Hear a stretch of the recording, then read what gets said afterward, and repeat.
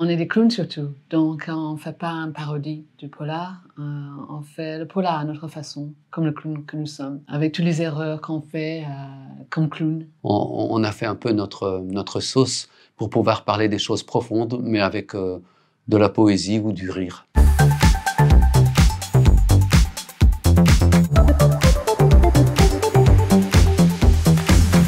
Alors, L'étoile filante, c'est un polar. Donc c'est l'histoire d'un ex-terroriste qui vit dans la clandestinité. Son passé refait surface le jour où une victime le retrouve et vient pour se venger. En voulant prendre la fuite, ce ex-terroriste croise quelqu'un qui lui ressemble comme deux gouttes d'eau et il décide avec sa copine et le portier, la copine et le portier, et il décide de tendre un piège à un pauvre mec qui ne demande rien, qui est un peu dépressif, pour devenir la cible à la place de la cible.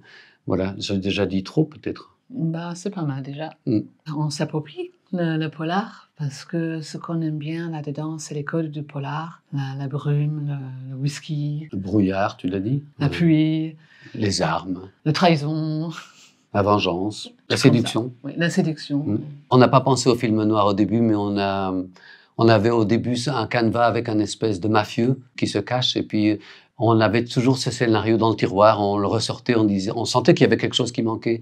Et puis on a trouvé cette idée d'en faire un ex-terroriste porteur d'une révolution communiste qui a essayé de lutter à sa manière, de prendre des armes, et puis qui a dû se cacher parce qu'il n'a pas réussi à faire la révolution.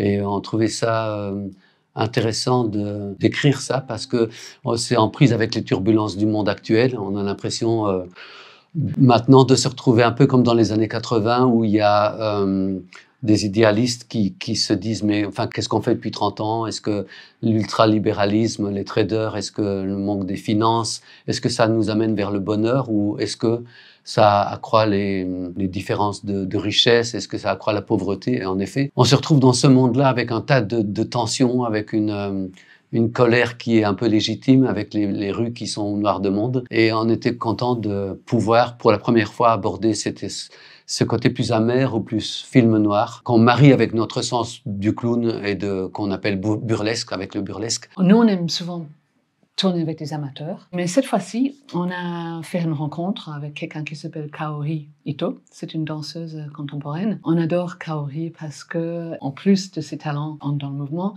elle a un beau sens d'humour. Et on cherchait quelqu'un qui était un peu comme un robinet avec trop de pression. Et ça, c'est Kaori. Et on lui a demandé de garder cette qualité-là. Et avec elle, il y a des comédiens avec qui on travaille souvent. Philippe Martz, le grand Philippe, qui ressemble de plus en plus à Depardieu. Aussi Bruno, avec qui on a réalisé des films aussi. Et lui, on aime beaucoup parce qu'il joue, il n'a aucun contrôle.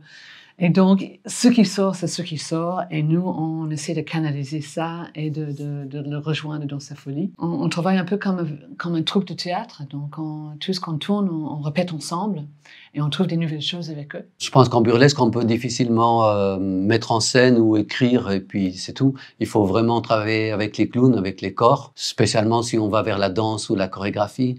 Il faut forcément que les gens mouillent la chemise et qu'on essaye des choses ensemble. On écrit pas mal, pendant 2 ans au moins. Et puis dès qu'on peut, on essaye avec ces acteurs qui sont plutôt des clowns ou des gens du cirque ou de la danse. Et on voit ce qui marche, ce qui marche pas. Et c'est aussi des choses nouvelles apparaissent dans les impros. Et ça repart, on repart à l'ordinateur. Il y a un ping-pong entre les essais et l'écriture qui va jusqu'au bout. Parce qu'après, ça se développe avec l'arrivée de la chef-op, avec la personne qui fait les costumes, avec les décorateurs. Ça devient une création collective. On essaye des choses ensemble. Ça bouillonne un peu. On bâtit tout ensemble, les costumes, les décors. On n'aime vraiment pas arriver dans un lieu et se dire « Ah, on doit tourner là aujourd'hui ». On aime bien aller en avant, en amont, et d'intégrer comme des partenaires de jeu le décor dans lequel on joue, les costumes qu'on va porter. Tout ça, ça nous nourrit. C'est pas nous qui nourrissons le récit, c'est tout ce qui nous entoure qui nourrit le récit. On voulait faire un polar, c'est pas de la dystopie, mais quand même on voulait aller vers un côté comme ça, ville un peu abstraite, avec des lignes de fuite, des volumes, de la noirceur, des ombres, de la pluie, de la brume et tout. Il y avait quelque chose qui nous plaisait toujours dans Bruxelles, c'est ce mélange de grâce et de chaos. Et donc, on le Les connaît. pavés. Les pavés, oui.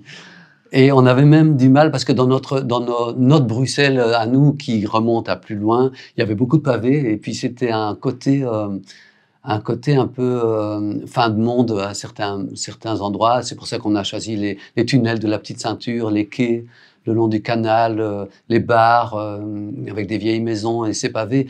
Et puis maintenant, ça devient beau. Et on met des arbres devant tout ça, donc ça ne nous plaisait pas. On disait, mais ça va pas, ça fait plus. On perd notre film noir, là. On a eu du plaisir à travailler à Bruxelles et on l'a décrit un peu comme on l'imagine, sous les nuages, avec beaucoup de pluie.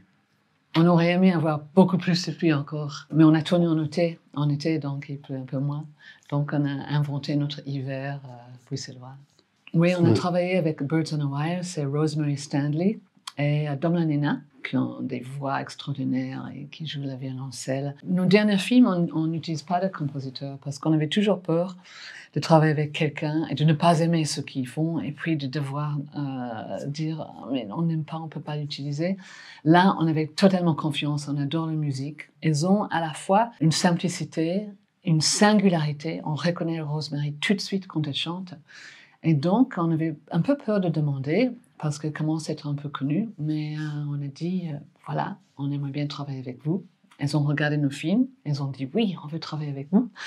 Et donc, là encore, on a travaillé bien en amont, et on a répété avec les maquettes, ça donnait l'ambiance. Puis après, ils ont rajouté des choses en fonction. Petit à petit, on a bâti ensemble cet univers de polar. Peut-être un défi aussi, cette mélange de polar et de burlesque, parce que les gens s'attendent à quelque chose avec un polar. Et en plus, ils s'attendent avec un polar comique à avoir une parodie.